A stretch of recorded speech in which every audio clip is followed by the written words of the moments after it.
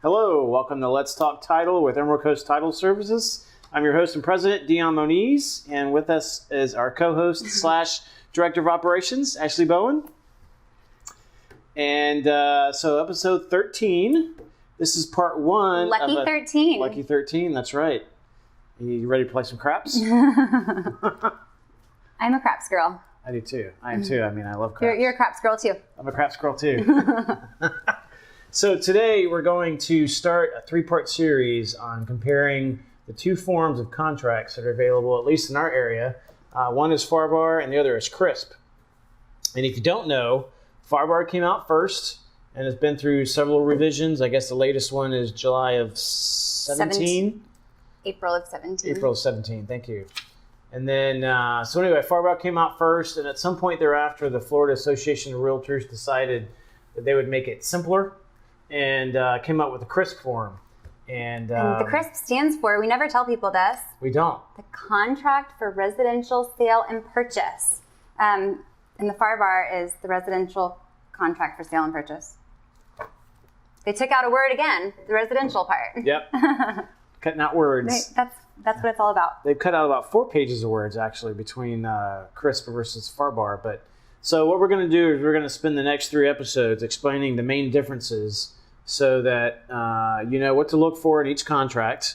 We all like FARBAR better. Usually when I go give a class to agents, I try to get them all converted to FARBAR. And Taking the poll. Taking the poll, yeah. And then by the end, most are in favor of FARBAR versus CRSP. So we're going to explain why we like FARBAR better, and like I said, explain the nuances between the two. And so we'll start with how time is calculated between the two. Take it away, Ashley. Well, we're going to pretty much go over, I think, page 1, which is where the most blanks on the contract are. So I think we can spend a good amount of time on this first page. But a very important thing, because there are dates on this first page. You've got your closing date, your date of acceptance, the earnest money deposit due date. So date is a big deal. So the time is calculated on the FARBAR contract. They use calendar days on the FARBAR to calculate all the time periods. And then on the CRSP, they use just business days. So you're going to have to look at a calendar and count the business days. They don't include Saturdays or Sundays or national legal holidays. The deadline ends on the CRSP's calendar at 5 p.m. And on the FARBAR, it's kind of gray. It doesn't tell us when it ends. I believe that to mean it's 11:59 p.m. On the due date. Dion thinks that we should go with 5 p.m. just to be safe. Yes. So it's weird because in CRSP, they actually identify when they go through the definition of the deadline, they say 5 p.m. on that date. FARBAR does not have that language, but they have language about if the deadline falls on a weekend or a holiday, then you go to the next business day, 5 p.m. And so by implication, as a lawyer, I'm going to say, let's use 5 p.m. for everything just to be safe. But there is some gray area, and so it's possible you could use 11:59 as the deadline. But I'd rather everyone stick to 5 p.m. so we don't ever run into that. And when it comes to deadlines, all of the deadlines are important. The first important deadline that you come to in a contract is that earnest money deposit due date. And right now, that's one of the most important deadlines. It really is. Right now, in our office, I've got our closing agent in there. Some buyer can't get here, today. Can he please do it first thing in the morning? And we can't say yes or no because right now, the way things are, there may be backup offers, and the seller can just say 501, you're out, next one in. So, we're having to communicate with all parties and make sure that everybody's okay with it not getting there on time. Mm-hmm. But it's important this day and age. Yeah, with this hot market. So under the contract, both forms, they both say, I think the default is 3 days. From 3 days from the effective date, you have to have your EMD to us as the escrow agent or closing agent. And if you don't, then seller then has the ability to basically invalidate the contract. And so in the old days, it was easy just to give a couple days extension. In the mail. It's in the mail, whatever. But now with the market is hot as it is, as soon as it goes under contract, more than likely you've got someone behind them that's ready to pay more money. And so the seller is looking for the easiest way out to go to the next highest offer. And so this is the very first opportunity. EMD is the easiest way to do it. And if you are on a FARBAR contract and you go under contract on a Friday, clock starts Saturday, you've got Saturday, Sunday, Monday, EMDs due Monday. So if it was after hours, on Friday, they couldn't even get a wire to us until today. And if they're at work and they can't get to the bank, then there's some issues there. So yeah, plan ahead. Don't wait till the last day, because if you don't get the wire in before 2 o'clock, it's not going out that day. And sometimes even if you get in before 2 o'clock, it still gets hung up in the Fed and could take longer. And that gives us the ability to argue that the buyer tried and it's the bank's fault or the Fed's fault. But still, you don't want to get in that situation because it could end up in litigation. No, better to be safe than sorry. If you're coming here on the weekend to look at property, bring your checkbook with you. We'll take a personal check for EMD. That's right. Yes. Checks count. We'll take cash if we have to. If we have to. We have a bank downstairs that'll take it for us. So yeah, check or wire. So Ashley, when is the effective date that starts the clock on all these contracts? The effective date is going to be the day that every person has signed the contract and it's been delivered. Delivered means all parties have it. Yeah, that's the important part. So, and it would be either the contract or the last counter offer. In the contract, the buyer submits the contract to the seller. There's a box to check if the seller counters the buyer's offer. The seller will then, submit their counter offer to the buyer, and the buyer has to sign it. The last date that everybody has signed the contract and it's been delivered to all parties, that is your effective date. And that's where all of these calculations are based off of. And so that's where we get to use 11:59 p.m. As long as it's signed and delivered by 11:59 p.m., then your clock for all these deadlines start on the following day. And it depends on CRSP or FARBAR. If you're under CRSP, it's the following business day. FARBAR, it's the following calendar day. But if it's signed on one day but not delivered until the following day, then the clock doesn't start until the day after that. It's been delivered to all parties. But most people nowadays use DocuSign or Dotloop or one of those. And whenever you do signings electronically, it typically date stamps it and automatically delivers it once it's been fully executed. So that's good. But if you're going back to the old school way and you have to email it to everybody, the fully executed, even if you don't email the fully executed, even if you're using one of these DocuSign or Dotloop or whatever, I suggest always getting a copy of the fully executed contract and shooting out an email to all parties saying, here's the fully executed contract. Our effective date is blank. That way, everybody's on the same page at the very beginning. What is the effective date? Because if you wait until we're in a deadline and then you start arguing about when's the effective date, then things can get real hairy. But if you knock that out at the beginning, everybody can get on the same page and we all know what it is. I think that's very important. Yeah, because the first thing I have to do if someone comes to me to figure out whether a deadline's been blown or the EMD is in dispute, whatever, first thing I do is look at the effective date. And then I have to start calculating deadlines from there. So that's very important. So let's give a quick example to illustrate the difference between calendar and business days. So contract is signed and delivered on Friday under CRSP. The clock doesn't actually start until Monday. So you got Monday, Tuesday, Wednesday is when the EMD is due. So I used to always tell people on the FARBAR contract, like when it comes to earnest money, if you're going to go under contract on a Thursday or Friday, always ask for like 5 or 6 days to get your EMD in. And that used to work. That used to be a thing. But now sellers don't want to take it off the market that long. Yeah. And exactly. So you really have to be on the ball. You may have to take a PTO day to go to your bank and do a wire transfer. Yeah. If you want the house that bad. That's right. And so what some agents will do if they automatically want more time is they just use CRSP because everything's calculated business days instead of calendar days.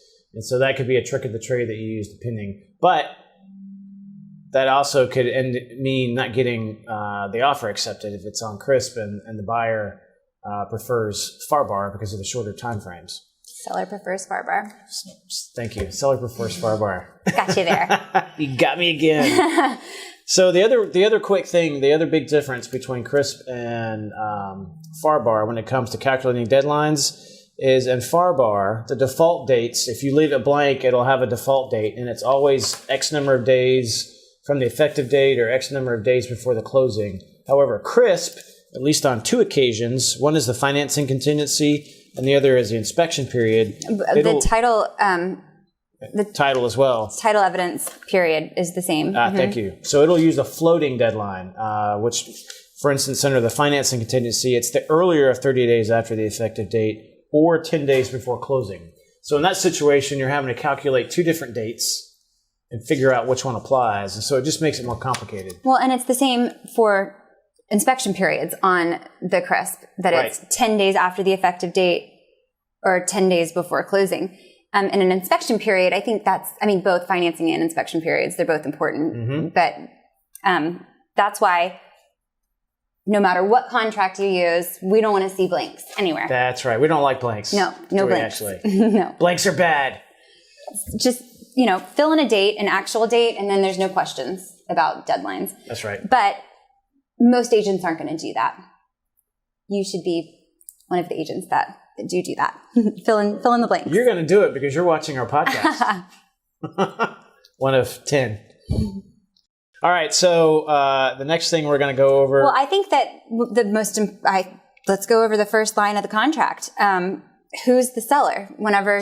Yeah. Who are you guys dealing with? Who's the buyer? Who's the seller? What property are you dealing with? This is the who, what, when, where, and why page of the contract. Yep.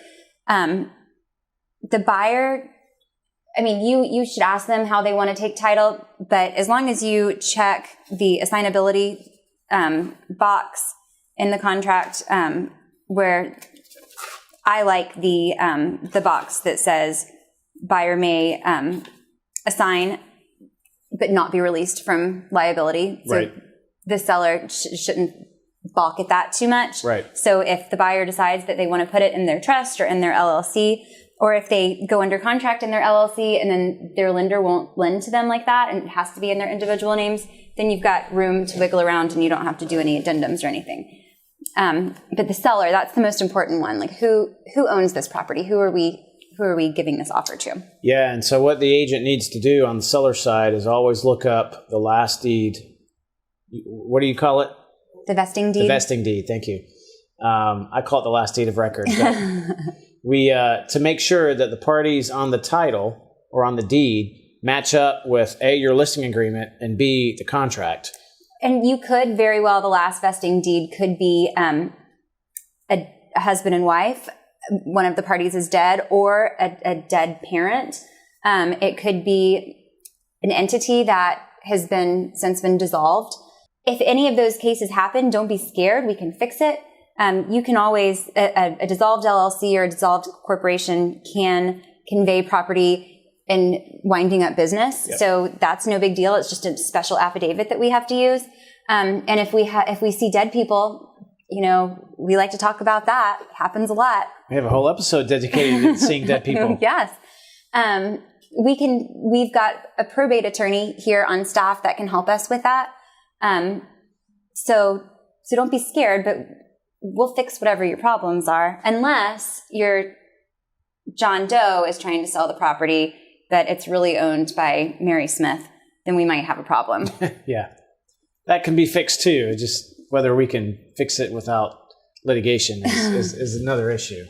One of the big things we see is divorcing couples to where the divorce isn't quite finalized, and one of the soon-to-be ex-spouses will come to us or come to an agent wanting to sell the property, only to find out that the divorce isn't final, and they both have to be in the contract and on the deed.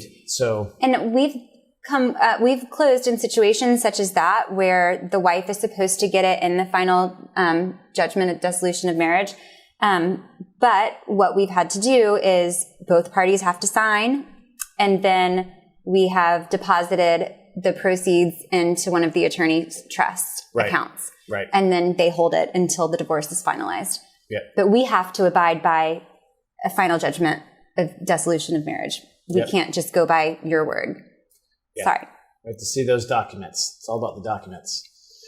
All right. So one of the the next big thing is the personal property. That's really, it's always been important, but it's gotten to be really important lately with little disputes on, is the washer and dryer supposed to stay? Or the TV supposed to stay on the wall? Is that fancy wine cooler that may not be built in, is that supposed to stay? And so the CRSP and FARBAR contracts are a little bit different as to what's included as personal property on that under Section 1. CRSP, for instance, does include a washer and dryer. FARBAR does not. FARBAR lists things like the disposal and garage door openers and the security gate, which CRSP does not. So it's important to understand what's in those lists. So depending on which contract you're on, you need to go in and list the other personal property items that are not already in there, but are either staying or that are going with the house. So you need to have a conversation, whether you're the listing agent or the selling agent. You need to have a conversation with your clients. Talk to the buyer. Do you want that washer and dryer? Is that important to you? Then we need to add it here to include it if you're on a FARBAR. And then if you're a listing agent and you get an offer on a CRSP, tell them, hey, this says you have to leave your washer and dryer. If you want to take it with you, you need to make it an exclusion from the purchase. And then another thing that sometimes comes up is if the property is being sold fully furnished, I think it's important that talk to the lender first. If you do write it down, make sure that it's very clear that it's conveying no value. Right. Or if the lender doesn't want to see it at all, then you may need to have like a separate bill of sale or a separate side addendum to the contract. Right. Which we can handle that as well if needed. The TVs on the wall, that's a big thing. Everyone has mounted TVs these days. The mount that's bolted to the wall is considered a fixture, but the TV is not.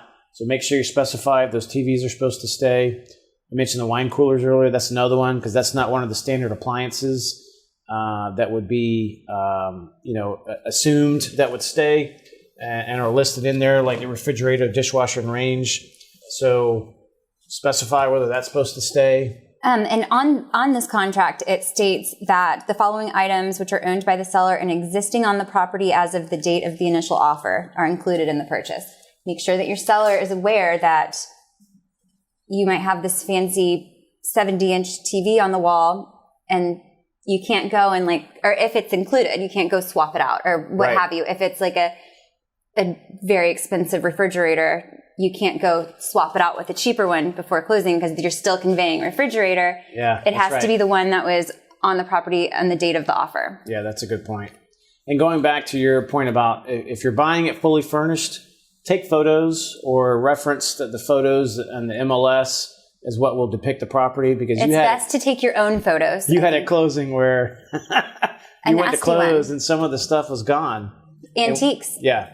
And so that was ended up being like a 4 or 6 hour closing. It was longer than that. I think I got there at 10 a.m. and didn't leave until about 5 because we had to go back and forth. The seller left with all of these antiques. The buyer got there. We closed at the house. Thank goodness, because had we not closed at the house, they wouldn't have known until after we were done with the closing and they went to check it out. And so back and forth, the seller coming back. What are we going to, what kind of value are we going to put on these? So it ended up being like an $80,000 credit from the seller to the buyer because of the antiques. And they were still not super happy because they wanted, those. You can't just go to Pottery Barn and buy new ones, but it worked out after 7 hours. We closed it. But it was great that we had photo evidence. Yeah. And so during your final walkthrough, make sure everything that's supposed to be there is still there. So they won't have any issues. And it's easier to have pictures instead of writing down the pineapple painting in the hallway or the brown console table, to just take pictures of everything. And instead of writing all that down, you can say, see attached photos of personal property that will convey. Yeah, exactly. So pictures are easy. And you have a camera with you everywhere you go. Yep. So. All right. So next up, we're going to talk about the property description. I think that's important. street address, city, zip. I mean, that is not what we insure. We do not insure a address. Like in Rosemary, a lot of the properties have two addresses, like the alley address and then the front address. But I don't care what the address is because that's not what we insure. What I really want to see is the property ID number, which you'll get from the property appraiser's website. And then a short form legal, you don't have to do like some condo descriptions can be this big because it notates all of the amendments to the declaration, but you can just say, unit 206 at ABC condominium, or lot 13 block B. And if it's meets and bounds, you're not going to ever be able to write all that. Yeah. What I really want is that parcel ID number. Yeah. Because that's the easiest way. And we're going to pull the legal description ourselves anyways. Right. But to have the tax ID and a short legal, then at least you've got two ways of confirming you've got the right property in case there's a typo or a... And it happens all the time. Yeah. Which is why you need title insurance. Exactly. It's a whole nother episode on that. All right. So our favorite part of the contract is where you list the escrow agent. Mm-hmm. That should always say Emerald Coast Title Services. We'll take really good care of you. That's right. So if you don't fill in any other blanks, make sure you fill in that one. We'll forgive you. Yeah. We'll walk you through it and smack your hand and say next time. Exactly. And of course, closing date, again, that is when you do have to fill in. That's the other critical date on the contract. Well, and you just really need to be reasonable. If you're getting a lender, ask them before you go under. I mean, hopefully your buyer has talked to a lender before. And so it's easy to pick up the phone and say, about how long is underwriting taking these days? What do you think I should say? I know it used to be 30 days, and then we got to the 45 days where, that was the safe bet. Yeah, when it came out with all the TRID stuff. But we've been... It came back 30. Well, and then it went back to 45 after the COVID stuff. But there are still lenders that can get it done in 30. So just, get it from your lender. The key is being a local lender. We love a local lender. The lender needs to know the market. We've seen it a couple times now recently where, we've seen it several times before, but now the sellers aren't willing to give extensions. So if a buyer is under a financing contingency and they're not using a local bank, that bank might take longer in underwriting because they don't know the area or the property, whereas the other banks here do. They may have closed it 2 or 3 times before. And they can pull condo docs in their sleeve. Exactly. And it's just easy. They know what to ask for, and they know they need to get it at this time to submit it to underwriting at this time. And your favorite banker in Pennsylvania, who does everything for you and who's a great banker, isn't going to know what it takes to close down here. And whenever you're in a time crunch and we've got the market like we do, it's really important to go local. And you can ask us. We'll be happy to give you, 5 different lenders' names that you can call and talk to. Yeah, because if the lender can't get that underwriting done in time, which we'll get into that next episode with the financing contingencies, but then you're losing the contract, or you're going to lose your EMD if you let it go and still can't close. So, and if you're really cash, we pride ourselves on the fact that we can get a cash deal done fast. We have great relationships with our underwriters. I can typically, if I need to, I can get title work back same day. And then estoppels, you can pick up the phone and call and beg and say, hey, we got this contract today. We're closing in 2 days. Can you please help? And they will. I mean, I love a 3-day closing. I really do. As long as it's not every closing. Yeah. As long as it's not everyone. And a lot of times I see these cash. Lately, I've been seeing cash deals, and they have like 2-week closings. And can you do it? And I'm like, yeah. That's like, I'm going to sleep. Yeah, exactly. Yeah. We can do them in 3 days. 2 weeks is better. But yeah, so, but the other thing, especially if there's contingencies like the financing where you got to get a survey, appraisal, I mean, those are taking longer because the surveyors and appraisers are so busy. So it's really hard now to get a closing done in 30 days. Well, but that's another thing with with our local lenders is that they know what's happening with these closings. And so if you can get a 45-day closing from the seller, great, then do it. But if you need it to be quicker, I was talking to a lender the other day, and they had to pay like $3,000 rush fee to get an appraisal done in time. But they know the market and they know that's what's needed, and they got it done in time. So, again, we should be like a commercial for local lenders.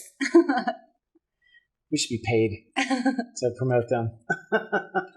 We should. I think that might be a RESPA violation. Yeah, probably so.